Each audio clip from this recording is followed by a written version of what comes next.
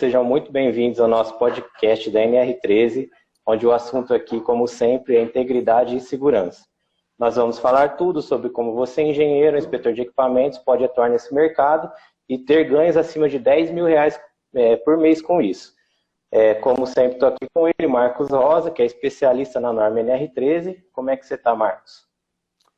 Tô bem, graças a Deus. Estamos aí, né? Uma correria danada aí na semana de especialização. Ontem a gente colocou aí o segundo vídeo. O primeiro vídeo, cara, nós tivemos mais de 130 comentários. Então, eu tô, assim, tentando aí responder a todos os comentários, porque faço questão, né? Mas ainda não consegui. Eu acho que eu não vou conseguir responder a todos. No segundo vídeo a gente já tem vários comentários também. O pessoal tem gostado bastante da semana de especialização, né?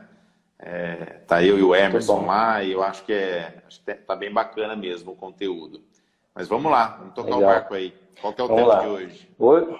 Hoje a gente vai falar como identificar de maneira correta a inspeção das tubulações conforme a NR13. Tá? Então hoje vai ser o nosso tema abordado aqui no nosso podcast. Como a gente já falou até um pouco no episódio de ontem, né? A norma NR13 ela foi criada em 1978 e desde então muita coisa mudou, ela foi atualizada, né? E a gente já frisou aqui que em 2014 foi inserido o sistema de tubulações e em 2018 os tanques. Hoje a gente vai abordar mais a questão da parte da tubulação, tá? E para começar, eu queria ouvir de você o que você acha sobre essa inclusão e a importância disso no quesito de segurança, o que trouxe de bom essa inclusão desse sistema de tubulações. Ah, tá. Na verdade, assim, não foi do nada que a comissão tripartite colocou dentro da NR13, para ser fiscalizada pela NR13, as tubulações. Na verdade, foi feito um estudo, né, a âmbito nacional e mundial, e foi levantado que muitos dos acidentes não eram provenientes dos vasos de pressão, mas muitos dos acidentes eram provenientes das tubulações. Então, por isso, que a Secretaria, hoje Secretaria do Ministério do Trabalho, fez, então, essa inserção das tubulações em 2014.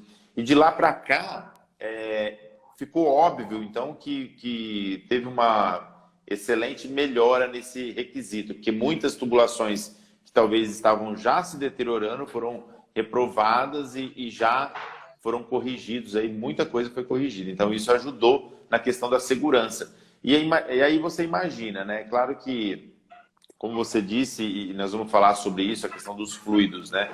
Os fluidos que se enquadram dentro da NR13 são fluidos que realmente são altamente perigosos, né? Que são fluidos tipo A e B com base no item da norma. Até a norma no item que fala sobre os fluidos, né? Eu vou até falar aqui, é o item 13512. E lá no item 13512 fala sobre fluidos inflamáveis, combustíveis, né?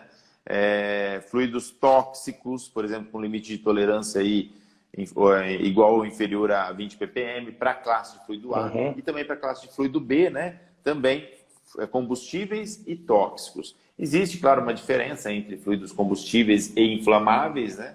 Que é o ponto de ebulição e tudo mais, mas, enfim, a inserção das tubulações dentro da NR13, no meu ponto de vista, foi muito assertiva, porque diminuiu muito, drasticamente, aí, o número de acidentes envolvendo tubulações com essas classes de fluido, né? Foi muito bom.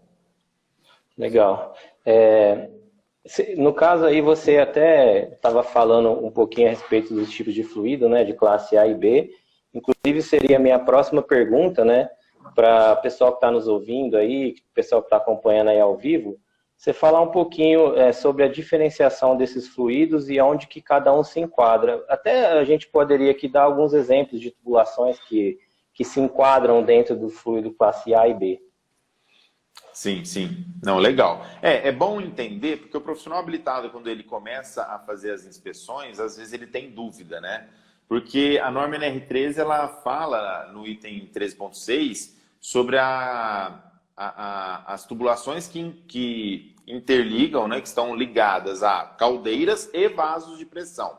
Então, isso talvez gera um pouco de dúvida, porque a maioria das tubulações que estão ligadas a caldeiras e são pressurizadas é a parte de vapor de água, né? Aí já não enquadra. A parte de vapor de água não é classe de fluido A ou B. Então, as tubulações de vapor, elas não se enquadram no requisito da NR13. É claro que precisam ser avaliadas com base em planos de manutenção, né? Avaliações feitas por um supervisor e supervisionadas, na verdade, por um profissional habilitado, mas não enquadram na NR13 por causa do fluido que é diferente. Então, onde que se enquadra? Vou dar um exemplo aqui da questão das caldeiras. Que tubulação de caldeira que se enquadra na NR13? A tubulação de alimentação, né, do combustível. Então, imagina que existem caldeiras que são alimentadas por gás natural, por exemplo, ou gás GLP. Quando ela é alimentada por gás natural, ela sai de um CRM, né, que é a central do gás natural, onde recebe da rua lá o gás, ele para ali. Aqueles filtros, né, eles são enquadrados na NR13, e daquele filtro que sai do filtro e vai para a caldeira, então aquele trecho de tubo ele deve ser enquadrado. E aí, no caso dos gases GLP, que geralmente são abastecidos, ele tem lá, então, ele fica até circulado, né? Ele fica lá cercado por uma tela, mas ele é um vaso de pressão que tem um gás liquefeito do petróleo, GLP. E aquele gás liquefeito do petróleo, ele sai de um vaso de pressão e vai para um alimentador de chama, que é da caldeira. Esse trecho também que está ligado a esse vaso, ele também deve ser, então, fiscalizado pela NR13. Os demais da caldeira, não. Agora, vasos de pressão, aí já a história muda, né? Porque aí a gente já está falando de processos produtivos. Então, numa indústria petroquímica, numa indústria de fertilizantes, numa indústria química, farmacêutica, numa indústria, até num frigorífico, por exemplo, a gente tem tubulações que saem de um tanque de amônia, por exemplo, que é um líquido, né, classificado como fluido tipo A, né, por causa da sua porcentagem em ppm, né, a tolerância, o limite de tolerância para exposição humana, né, então classifica-se como a amônia. Então, essa tubulação que sai do tanque da amônia e passa por todo o circuito para fazer a refrigeração, talvez de containers ou armazéns refrigerados, né? Através da compressão da amônia, toda essa tubulação ela deve ser fiscalizada também, né? Já aconteceu, inclusive, vazamentos de amônia antes da norma ser atualizada, né? Onde várias pessoas foram contaminadas e houve até óbitos, né? Até mortes devido ao vazamento de amônia, porque é um fluido altamente letal, né? Quando em grandes proporções. Então, com certeza, ficar atento à questão dos fluidos é de grande importância para o profissional habilitado identificar quais as tubulações que ele deve fazer. E aí, o item, né, da norma da NR13 que eu citei, que é o item 13512, eu estou até com ele aqui no meu computador do lado, aí ele já dá aqui algumas diretrizes. Ó, classe de fluido A, por exemplo, são fluidos inflamáveis, fluidos combustíveis com temperatura igual ou superior a 200 graus Celsius, né?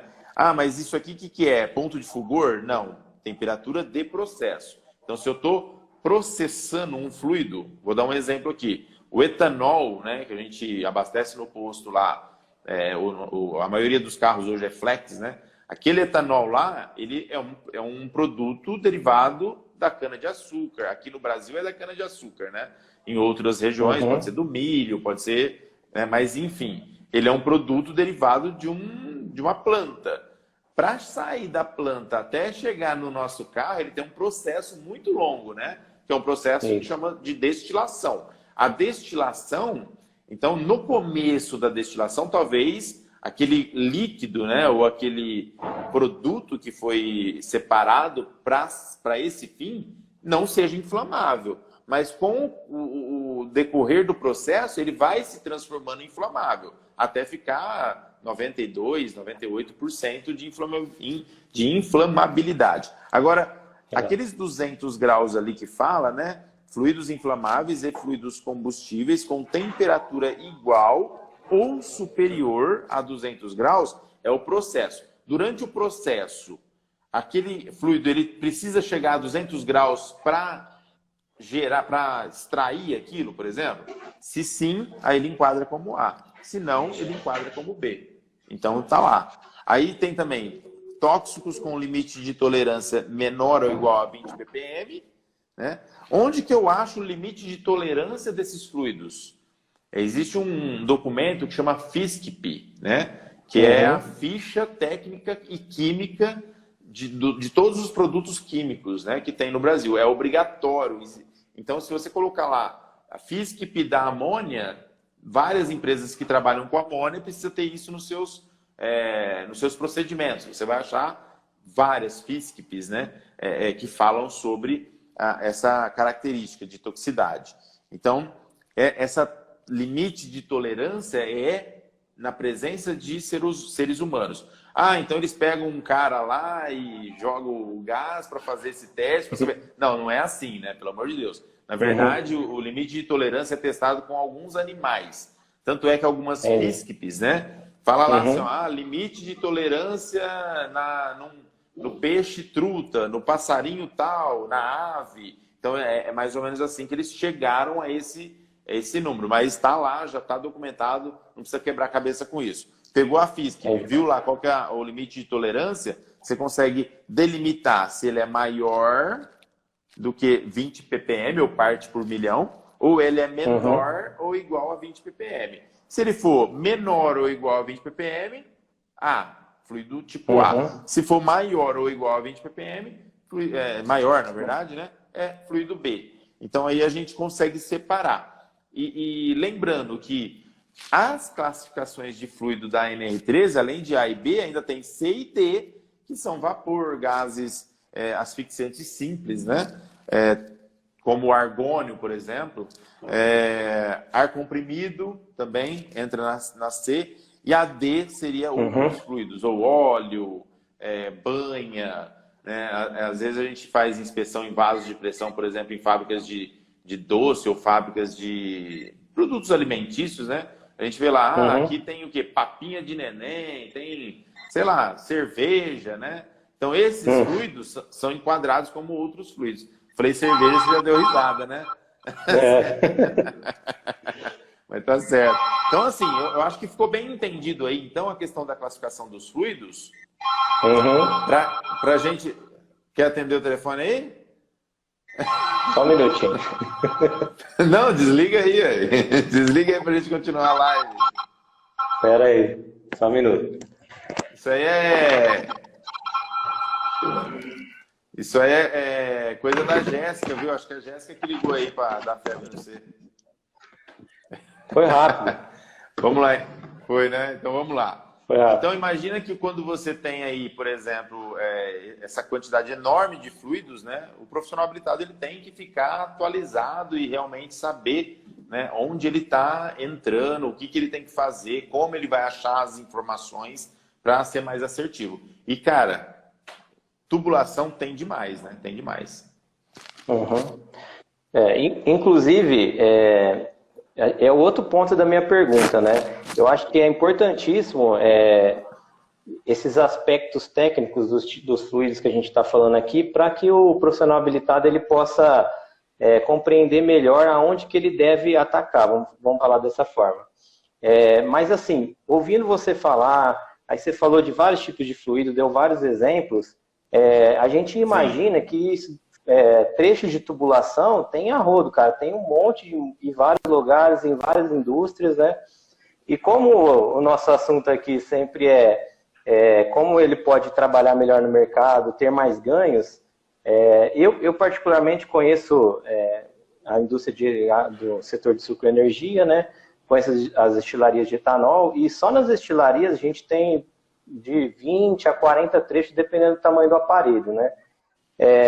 Você poderia falar um pouquinho sobre quantidades assim que a gente pode encontrar dentro do mercado e aplicações, por exemplo, que tipo de Então, vamos imaginar um exemplo aqui, indústria alimentícia, onde que a gente aplicaria inspeção de tubulações, sucroenergia, que foi um caso, um exemplo que eu já citei, a gente falar um pouquinho a respeito disso? Não, legal, legal. Eu acho que é bacana esse assunto, por quê? Porque aí já mostra o tamanho que é o mercado também, né? Então, uma indústria, por exemplo, eu vou pegar o gancho que você falou aí sobre a indústria sucroenergética, né? Indústrias de açúcar e álcool, que faz o etanol, que eu acabei de citar lá na outra pergunta. É interessante que quando você fabrica o etanol, você tem que ter uma destilaria, né? Então, essa destilaria são vários processos que o etanol ele passa para se purificar e fazer a separação da água com o etanol, ou do vinho, né? Ou da parte lá do processo. Mas imagina que uma destilaria de médio porte, de 600 mil litros aí por dia, deve ter em torno de 20 a 25 equipamentos. Equipamentos o quê? Vasos de pressão. Dentro de uma destilaria dessa, então com 25 equipamentos, com 25 vasos de pressão, é provável que se tenha, né? É claro que a gente está falando aqui de probabilidades, porque a gente não está vendo a planta agora, mas existem plantas que têm até 70 trechos de tubo. Então imagina que você pegar uma planta dessa, né? Com 25 vasos, você tem 70 trechos de tubulação para inspecionar. Ah, Marcos, mas como assim trechos de tubulação?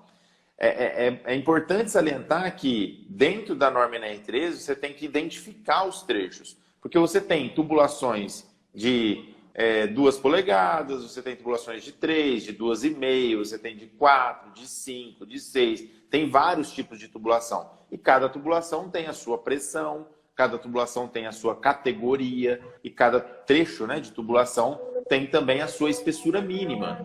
Então imagina que você tem um vaso de categoria 2 que está interligado com um vaso de categoria 3. Essa tubulação que está interligando esses dois vasos, ela então ela tem que seguir a mais crítica, que é a de categoria 2. Então imagina que você já definiu que a categoria daquele trecho de vaso, de tubo, desculpa, aquele trecho de tubo, a categoria dela é 2. Agora você tem que saber qual que é a espessura mínima, então você vai ter que fazer um cálculo, tem que saber qual que é a pressão, a PMTA. Ah, mas qual que é a PMTA? A PMTA geralmente dos vasos, ela, se for 2, por exemplo, a tubulação é muito maior, porque diâmetros pequenos, né, suportam mais pressões.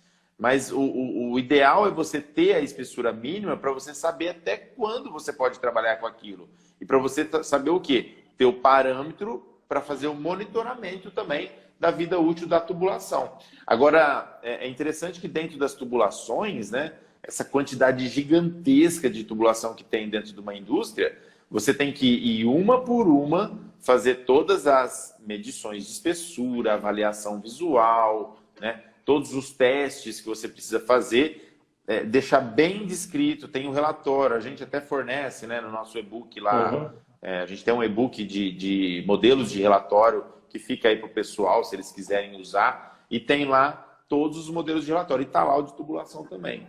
Além do modelo de tubulação, tem que ser feito também um plano de manutenção, um plano de inspeção, porque a norma NR13 já dá uma palhinha sobre o RBI aí, né, que é risco baseado, ou as inspeções baseado em risco. Então a gente tem que fazer uma avaliação qualitativa sobre os riscos, os possíveis riscos que aquelas tubulações podem enfrentar. Como risco? Risco de talvez corrosão, né? Risco de acidentes de percurso. Tem uma tubulação que cruza uma via de acesso, onde passa caminhões, por exemplo. Aquela tubulação ela tem um risco de acidente de percurso. Então, tem vários riscos que são envolvidos ali, que são, na verdade, a gente sempre faz isso, né, para atender a NR13 com base qualitativa e não quantitativa, porque não é necessário se aprofundar tanto nisso, mas é interessante, sim, a gente saber que tem que ser feito. Agora, com base em que norma? Usa-se a API 581 para fazer, né? Que é a norma que especifica tudo isso, dá os gráficos de risco. Mas, enfim, voltando, né, à questão da pergunta sobre a quantidade, cara, é muita coisa, é muita informação, é muita tubulação que existe. E realmente o mercado é muito grande. Porque aí você pega e faz essas inspeções individuais por trecho. Então você tem 20, para cada 25 vasos, você tem 70 trechos. Aí você já inspeciona os vasos, inspeciona os trechos. Aí esses trechos eles vão seguir a inspeção, geralmente é assim, né? A inspeção interna do vaso de maior criticidade. A gente deu o exemplo aqui de um vaso de categoria 2, então aquela tubulação ela tem que ser reavaliada após 4 anos, né? Porque a cada 4 anos é a inspeção interna daquele vaso e a inspeção da tubulação já. Então a cada 4 anos você tem que voltar lá e fazer todo o trabalho de novo, a não ser, né, menos o prontuário, o relatório de dados, né, que você não vai precisar ter, mas você tem que fazer. Isso acontece com vaso de pressão, que a gente fala, né, que é compulsório, que é obrigatório fazer e é algo que se repete, né? É algo que se repete. Então a NR13 realmente é um mercado muito bom. No curso de alta performance mesmo, né? O curso de alta performance em NR13, o pessoal costuma falar, né? É uma área muito boa porque ela se repete, se renova, né? Você inspeciona um equipamento hoje, daqui 3 anos, que é a categoria 3, você vai inspecionar ele de novo. Daqui mais 3 anos de novo. Então nunca para, é um ciclo, né? Que nunca para. Sim. E tem que ter essa atenção aí.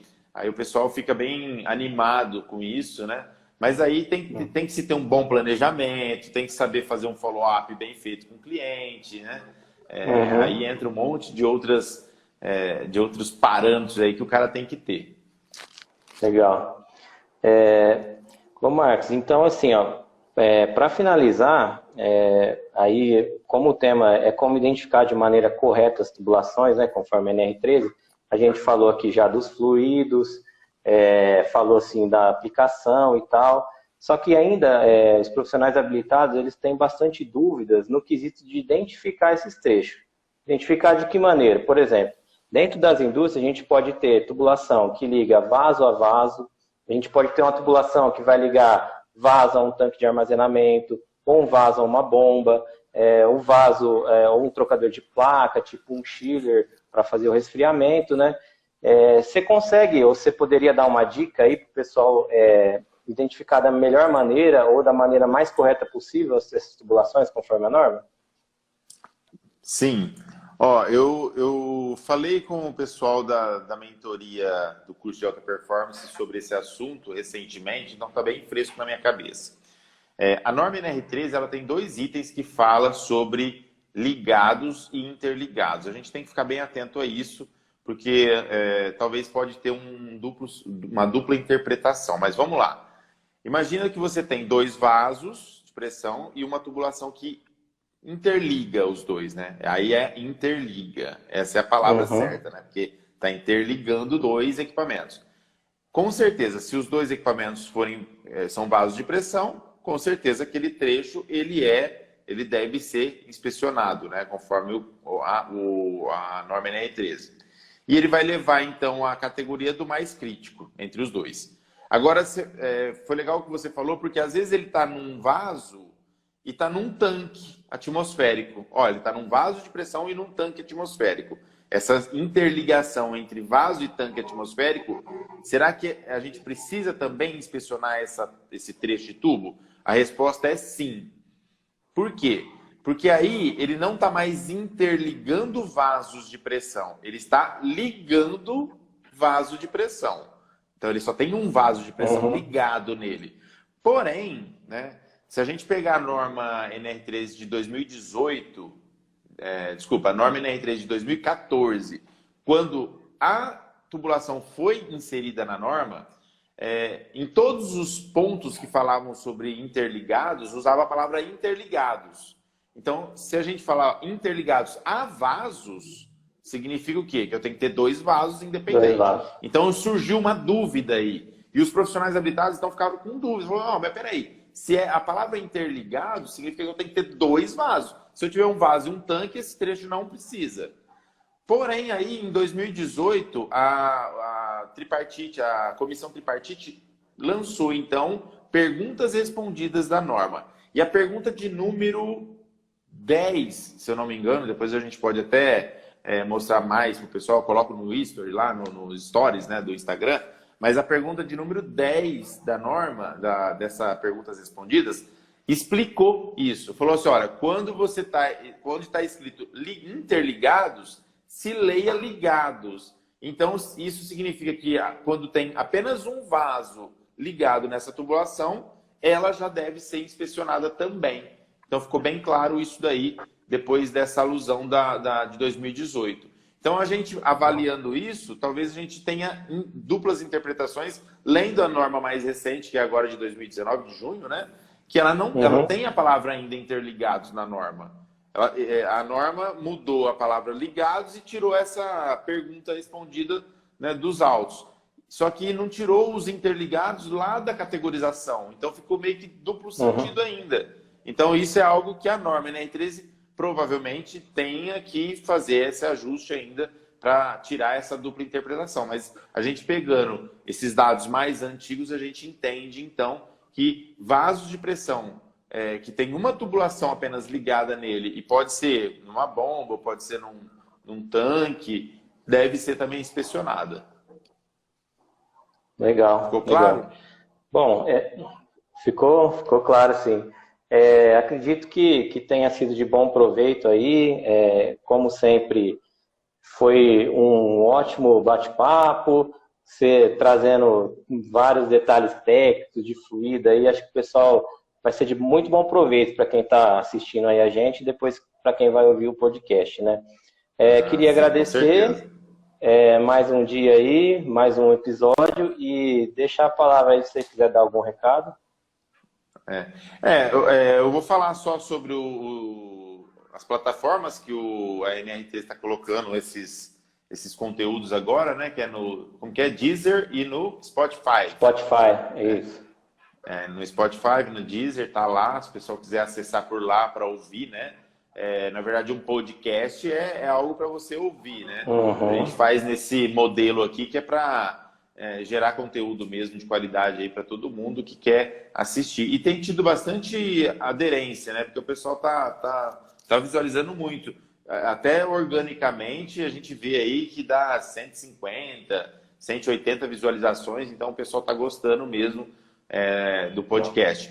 Eu tinha falado que vai até a semana que vem, no dia 26, né? Esse projeto, que serão 3 semanas de podcast diário.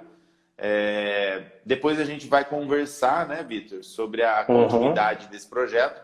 Não vai ser todos os dias, a gente não vai conseguir, mas talvez pelo menos 2 dias na semana a gente consiga, né, colocar esse material para vocês aqui. Vai ser bem bacana. E eu queria agradecer a todos aí que estão entrando lá, né, estão assistindo às aulas da semana de especialização. Eu acho que está sendo bem bacana, a gente está tendo um excelente resultado, o pessoal está gostando mesmo. E assim, é muito bom porque eu estou com uma parceria com o Emerson, né? Quem está assistindo lá sabe que o Emerson é um cara muito bacana, um cara que entende mesmo da parte de solda, de soldagem, processos de soldagem. E às vezes o pessoal confunde, né? Mas é NR13 ou é soldagem? Eu tive esses questionamentos. Gente, a NR13 sem solda, sem soldagem, sem conhecimento em solda, você não caminha, não vai para lugar nenhum. Então é muito importante que vocês tenham esse conhecimento, né, da área da soldagem, sim, porque com certeza tem tudo a ver, né? Quando a gente fala que a qualidade da solda influencia totalmente na integridade do equipamento, a gente está falando a verdade. Porque se você tiver alguns defeitos na solda, com certeza o seu equipamento está em risco. Então a gente tem que tomar muito cuidado com isso. E o profissional habilitado ele tem que saber disso, né? Ele não precisa ser, por exemplo, um inspetor nível 2 de soldagem, né? Assim como ele não tem um engenheiro mecânico, por exemplo, que é um profissional habilitado já, ele não tem necessidade de fazer um curso de inspetor de equipamentos, né? Mas ele tem que ter o quê? A qualificação, ele tem que se qualificar. Ele tem que fazer um curso, pelo menos, que saiba o que é um líquido penetrante, o que é uma partícula magnética, né? O que é ultrassom. Mesmo se ele não saiba aplicar o ultrassom, né? O que é um phase array? Eu não sei fazer phase array. Pô, eu também não sei, mas eu sei o que é, né? Uma radiografia, nunca fiz uma radiografia, mas eu sei o que é. Então a gente tem que entender todos esses aspectos para fazer um trabalho mais pontual. E é mais ou menos isso que a gente explica, né, para o pessoal que está aí no dia a dia, que está acompanhando os nossos conteúdos. Beleza? É isso aí que eu queria falar e agradecer a todo mundo. Não, beleza, então, Marcos. Eu, como sempre, vou agradecer você aí mais uma vez pela participação. Agradecer o pessoal que está acompanhando ao vivo, que a gente está vendo um grande retorno, está sendo bem legal fazer, estou gostando bastante. E Sim. lembrar a todos que todos os nossos episódios antigos estão lá no Spotify e agora também no Deezer. Então, quem tiver interesse, vai Isso. lá que tá bacana demais. E tá ficando no IGTV também, né? GTV também. No E IGTV do feed, Insta. e no No feed feed também também. fica, né? Uma prévia. É. Beleza, é isso aí, Vitão. Beleza? Então, galera, até a próxima. Amanhã estamos aí de Até volta. amanhã, né? Grande abraço a Beleza. Valeu, todos. galera. Um abraço, hein? Tchau, tchau. Falou.